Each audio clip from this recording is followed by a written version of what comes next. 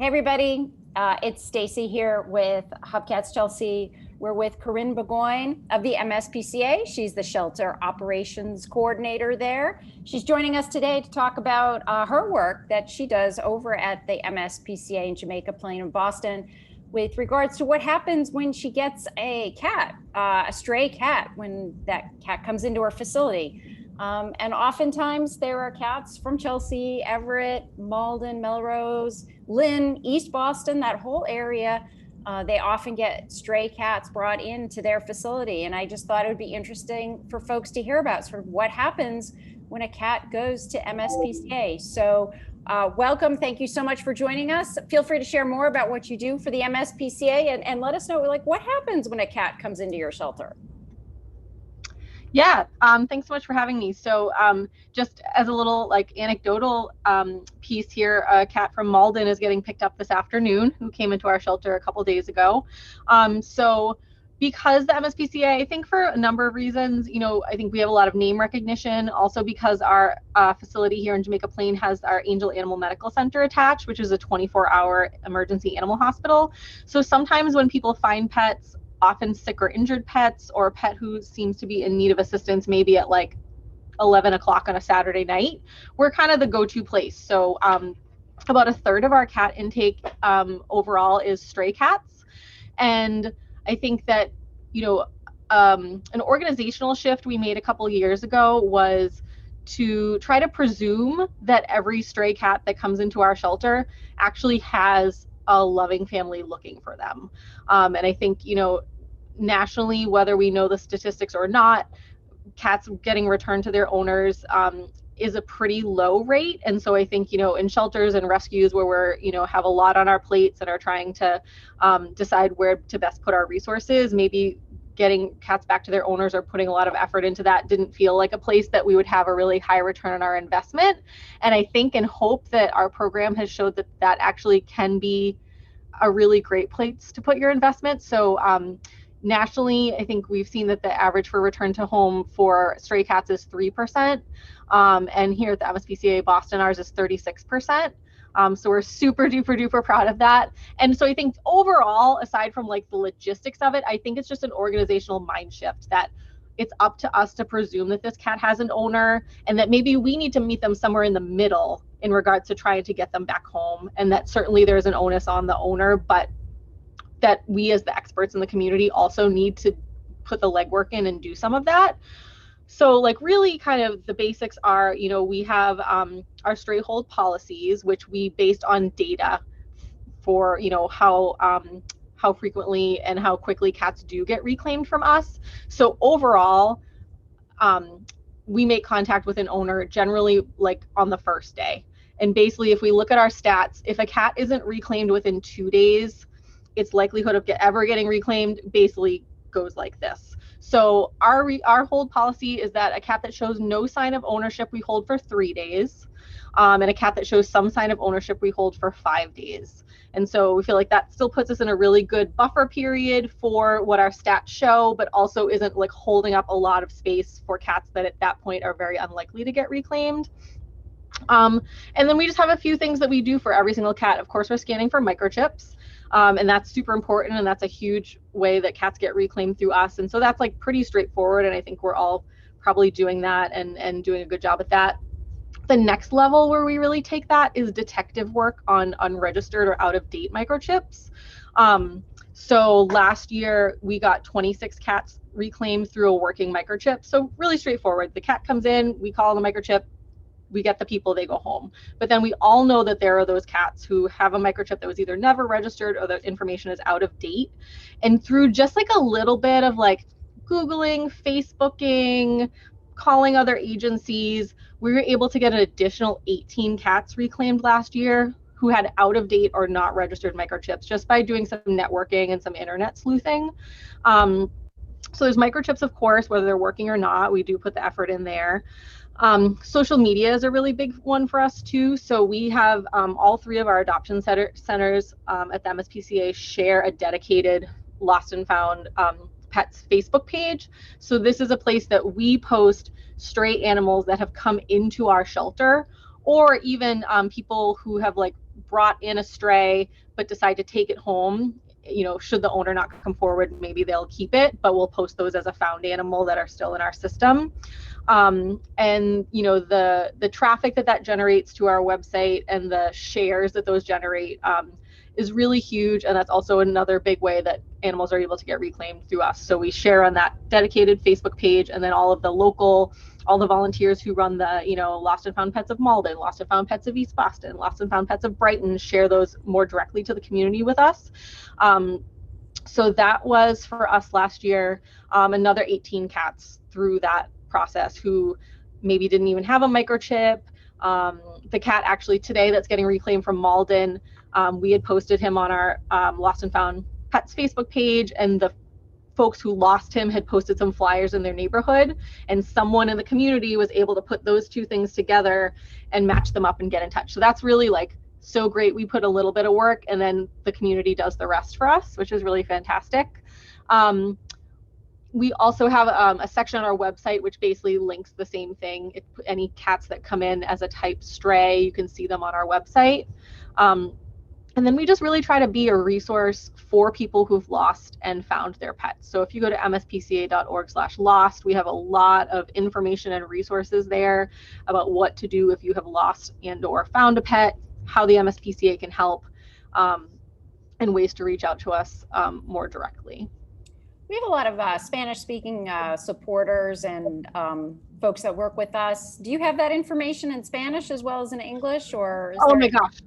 Yeah, it's something we're working on. We do have a video. So their Front Street Animal Shelter in Sacramento put out a really great video. I don't know if everyone has seen it, but they put out a really excellent, what to do if you've lost your cat and what to do if you've lost your dog YouTube video that I think really just kind of breaks it down and spells it out to people, because it can be a really overwhelming amount of information.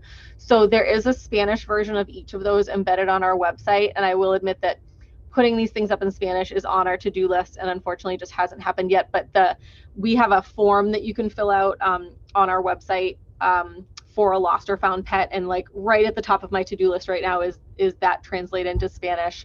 And we do have a dedicated, if you call us, there's a line you can leave messages in Spanish and an email address as well, and we have staff and volunteers working on that. So it's a point of accessibility that we're really trying to grow for sure. So, this is obviously, it's clearly a passion of yours, a love, it's a challenge and all of that. Just taking a step back, talking about the microchipping and how important that is. If folks have animals that are not microchipped, how would they get them done? Yeah, so the MSPCA, we offer low-cost microchips for just $15. And during non-COVID times, it was something that you could just walk in anytime we were open and we'd be able to do for you within a couple minutes. Now we just ask that you call us to make an appointment. So at that Boston Adoption Center, anyone can give us a call at 617-522-5055. You might need to leave us a voicemail, but we'd be happy to do that. And it's a very quick procedure. It just takes a couple of minutes of us taking your animal in.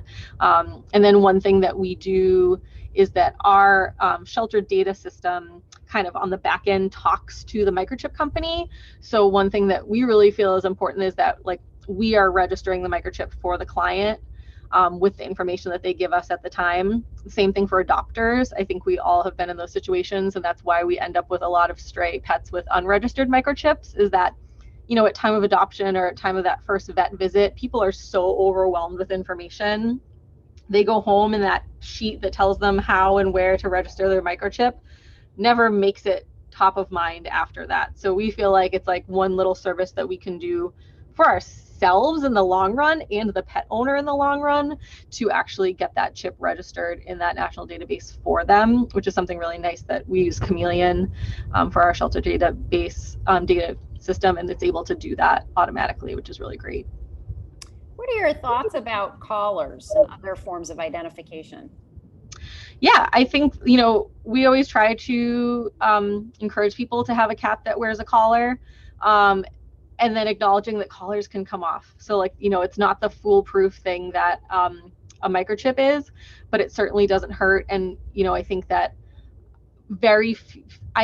last year, I think we had one cat with a collar and a tag come into the shelter, which tells me that the cats who have collars and tags never have to come to the shelter to be reunited with their owners. So, that's one way that the community can take it upon themselves to help cats and help each other. And I know for me, I have cats where I live. My cats, I make the decision that my cats don't go outdoors, but I am so hyper vigilant about the idea of my cats ever getting lost. So my cats have 2 tags, and they have a tag that says, my name and address and information, and then a second tag that says, if I am out, I am lost.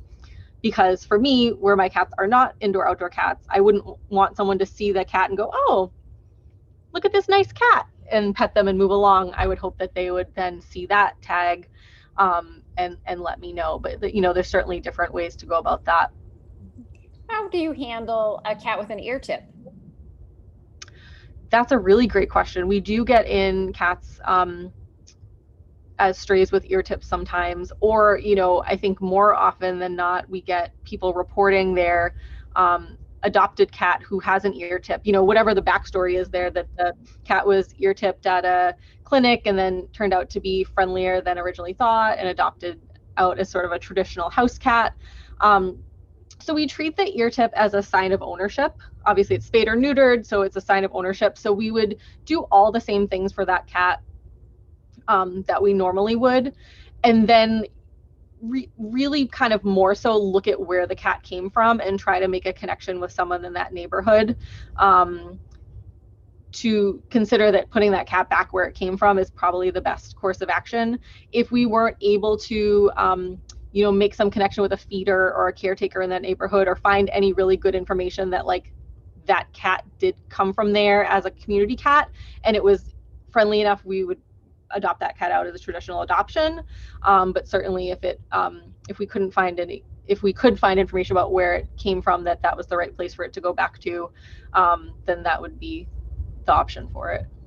So, over the years, I've heard people say, oh, if a cat makes it to a shelter, it's just going to get euthanized. What do you say when people think that now?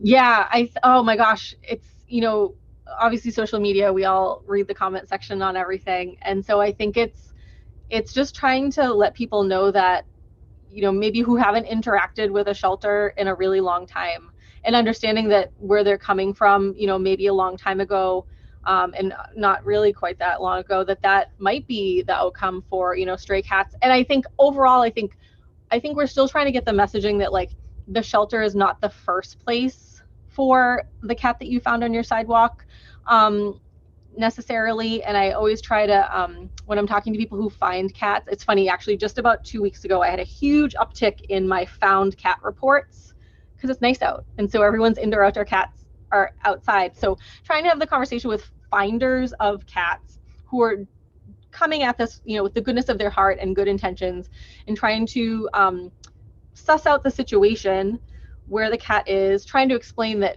overall behaviorally, the cat who's strolling down the sidewalk and rubbing up on your leg and will let you pick them up under their arm is probably not a lost cat, is probably not a cat who got out and is scared. That's a very confident cat who knows where they are and lives in their neighborhood. We recommend the paper collar. If you live in the area and the cat seems healthy and okay, put the paper collar that says, "Are you my cat? Call me." The way I always put it to people is we're just always trying to balance helping cats who need our help versus swiping someone's really friendly indoor outdoor cat off the sidewalk in front of their house. So that's kind of how we put it. But again, we're always here to help, and letting people know that statistic that, overall, if we were in a different part of the country in a different kind of shelter environment, their fears may be a little more founded. For us here, our statistics are really fantastic. And then of course, the cats that don't get reclaimed or returned to their owners, with the MSPCA, we've got a 90% plus, rate of positive outcomes for animals. So really it's and I think most people can really understand when you explain that it's medical things that we can't address. And then for stray cats that come in, if it's behavioral, if they're, an unsocialized cat, well, then in all likelihood, then TNR is going to be the option. We have layers of options for them. As long as they're medically healthy, there's, do they go back to their owner? Do they get adopted in traditional adoption setting? Do they get placed into a working cat setting? Or do they get TNR'd? there's lots of layers of options for those cats as well. That's great. Is there anything else you'd like to share with our folks that support HubCats Chelsea this week? Yeah, I think like one of the biggest thing I like to let people know is, you know, if your cat is missing, report it right away. There's no shame in that. You know, I talked at the beginning about what our stray hold is. It's like pretty short. You know, it's 3 days or 2 days, 3 days or 5 days. Again, that's based on our data. But I think especially people with indoor-outdoor cats, maybe give it a little bit more time. And to me, there's no harm and there's no shame, in giving us a call or filling out that form on our website, calling your other local shelter, calling your animal control officer. I would much rather, you know, have a quick conversation with you or get your lost report, and then the next day or the next hour have a little email or a message from you saying he came home. Then it'd be the opposite, that, you know, we got the cat in, we weren't able to make contact with the owner, that stray hold was up, we adopted the cat out, or maybe there was some kind of medical issue that we really wish we would be able to then to consult with an owner about. So like, report early and often is my big thing. And then, yeah, of course, microchipping, and making sure that information is up to date. And we're always happy to kind of walk people through that too. I talk to a lot of people with lost cats who know that their cat like has a microchip, but they don't really know much more about it. So usually I can kind of help them figure out maybe where that chip information might be, or who they can get it from, and how we can figure out how to get that updated for them. That's fantastic. Well, I want to thank you so much for spending a few minutes with me today. And thank you for all the work that you're doing to help cats all around, you know, Boston and beyond. Yeah. Thank you so much for having me. I really appreciate it. I could talk about it all day.